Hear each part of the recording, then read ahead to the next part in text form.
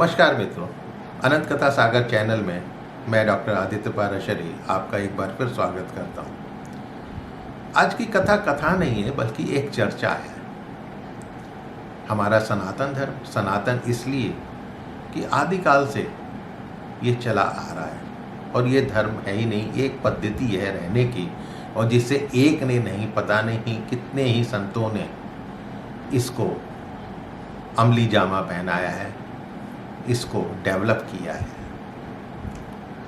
इसमें हम लोगों ने अधिकतर एक आधा श्लोक पढ़ा है, अहिंसा परमो धर्म, लेकिन इसका अगला हिस्सा हमको नहीं पढ़ाया गया। पूरा श्लोक है अहिंसा परमो धर्म धर्म हिंसा तथैव च, यानी अहिंसा परम धर्म है, इससे बड़ा कोई धर्म नहीं है, लेकिन धर्म की रक्षा के लिए की गई हिंसा बिल्कुल उपयुक्त है। धर्मो रक्षति रक्षता, अहिंसा धर्म का ही एक भाग है। अहिंसा धर्म का ही एक भाग है जिसकी रक्षा करने के लिए हिंसा करना श्रेष्ठ है। यानी आपके आगे जो बंदा है वो यदि मनुष्य है तब तो अहिंसा का कोई मतलब होता है, लेकिन वो यदि राक्षस है और राक्षस प्रवृत्ति से जो आपका रहने का तौर तरीका वो ही नष्ट भ्रष्ट करना चाह रहा है, तो उसकी रक्षा के लिए, उस धर्म की रक्षा करने के लिए हिंसा श्रेष्ठ है। कृष्ण भी गीता में अर्जुन से कह रहे हैं, युद्ध भूमि में कह रहे हैं, अथ चेच वेवम धर्म संग्रामम ना करिष्यसि तथा स्वधर्म कीर्ति चाहित्वा पाप मवाप्यसि। हे अर्जुन, यदि तुम ये धर्म युद्ध नहीं लड़ोगे तब तुम अपने कर्तव्यों का निर्वाह ना कर पाने से पाप के भागी बनोगे और योद्धा के रूप में अपनी छवि धूमिल कर दोगे। हर किसी के लिए अहिंसा सबसे बड़ा धर्म नहीं है, ऐसा कृष्ण ने कहा है। एक क्षत्रिय वो युद्ध भूमि में जाकर कि मुझे हिंसा नहीं करनी है, अपने हथियार यदि डाल देगा तो कैसे काम चलेगा। एक राजा आतताइयों से प्रजा की रक्षा करने के लिए अहिंसा का रास्ता नहीं अपना सकता। तभी तो कि एक श्लोक में कृष्ण जी बार बार ये बोलते हैं, परित्राणाय साधूनाम विनाशाय च दुष्कृताम धर्म संस्थापनार्थाय संभवामि युगे युगे। साधु संतों की रक्षा, दुष्टों का विनाश तथा धर्म की दोबारा स्थापना करने के लिए मैं बार बार जन्म लेता हूँ। यानी धर्म की रक्षा करने के लिए हिंसा बिल्कुल जायज़ है। जैसा कि मैंने पहले बताया आपको, यदि सामने वाला मनुष्य है, देवता है, तब अहिंसा सहिष्णुता दोनों शब्द अपना अर्थ रखते हैं। लेकिन यदि सामने वाला राक्षस है तो शस्त्र द्वारा हिंसा का सहारा लेकर उसका वध करना ही उचित है। चाहे भगवान कृष्ण हो अथवा उससे पहले राम ने आतताई राक्षसों का वध ही किया है, क्योंकि वो मनुष्य के सनातन संविधान धर्म की अवहेलना कर स्त्रियों, बच्चों तथा मुनियों को हानि पहुंचाते थे। अब यदि वो भी केवल अहिंसा परमो धर्म का नाम लेकर चुप रहते तो क्या होता।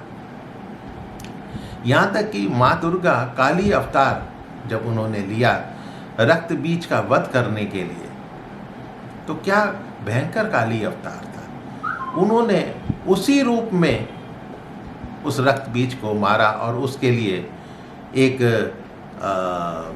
महाविकराल रूप, जिसमें वो रक्त बीज का खून भी जो है अपने खप्पर में ले लेती हैं और पी जाती हैं, ताकि नहीं तो और रक्त बीज पैदा हो जाएंगे। उसी में कहा जाता है कि माँ दुर्गा ने मधुपान भी यानी शराब भी पिया था, क्योंकि बगैर उसके वो इतनी हिंसा नहीं कर सकती थी। तो उन्होंने भी विकराल रूप धारण कर हिंसा का सहारा लेकर ही राक्षसों का सिर काटा खून की बूंद जमीन पर उन्होंने गिरने नहीं दी, तभी रक्त बीज मर सका। ये भी तो शास्त्रों में कहा गया है कि अन्याय को सहना भी उतना ही बड़ा पाप है जितना कि किसी के साथ अन्याय करना। फिर धर्म की रक्षा करने के लिए अहिंसा तथा नैतिकता की जरूरत कहाँ है? यदि महाभारत में भी कृष्ण केवल नैतिकता की ही बातें करते रह जाते तो पांडव युद्ध कैसे जीतते, धर्म की पुनर्संस्थापना कैसे होती? यही तो एक वीडियो है, मैं पहले आपको दे चुका हूँ, उसका लिंक भी आपको नीचे मिल जाएगा डिस्क्रिप्शन बॉक्स में। जब भीष्म और कृष्ण के बीच में संवाद हो रहा है तो भीष्म भी कृष्ण से यही पूछते हैं कि आपने जो छल करा, जो अनैतिकता करी, क्या वो उचित था? तब कृष्ण क्या जवाब देते हैं? तो मनुष्य द्वारा रचित सनातन संविधान यानी जब मनुष्य जाति एक साथ रहती है तो एक साथ रहने के लिए कुछ नियम धर्म बनाए जाते हैं। उस संविधान धर्म की रक्षा वो तभी होगी जब आतताइयों के प्रति आप दुष्टता और अनैतिकता भी आप अपनाएं। उनको ख़त्म करने के लिए दुष्ट का अंत दुष्टता से ही संभव है। यही महाभारत में भी बतलाया गया है, यही तो आज के युग की भी आवश्यकता है। ये नहीं कि अहिंसा और नैतिकता तथा सहिष्णुता का महत्व नहीं है, लेकिन केवल जब तक सामने वाला भी उसको समझने के लायक है, उसमें मनुष्यत्व है। चाणक्य भी यही कहते हैं एक जगह कि जब राष्ट्र तथा धर्म पर संकट आए तो गुरुकुलों को शास्त्र छोड़कर शस्त्र विद्या सिखानी चाहिए, क्योंकि जब आप जीवित रहेंगे तभी तो आपका सनातन धर्म बचेगा, आपका राष्ट्र बचेगा। जब राष्ट्र ही नहीं बचेगा और आप भी नहीं बचेंगे तो कैसा धर्म और कैसी राष्ट्र? तो मित्रों, ये चर्चा आपको कैसी लगी? यदि अच्छी लगी हो तो अपने इष्ट मित्रों से आप इसको शेयर करें, मेरा चैनल सब्सक्राइब करें और आने वाले दिनों में इस चर्चा को आगे लेकर आगे इष्ट मित्रों में इसको बैठकर और चर्चा करें। यदि आप कमेंट बॉक्स में मेरे लिए कमेंट डालना चाहेंगे तो आपका स्वागत है।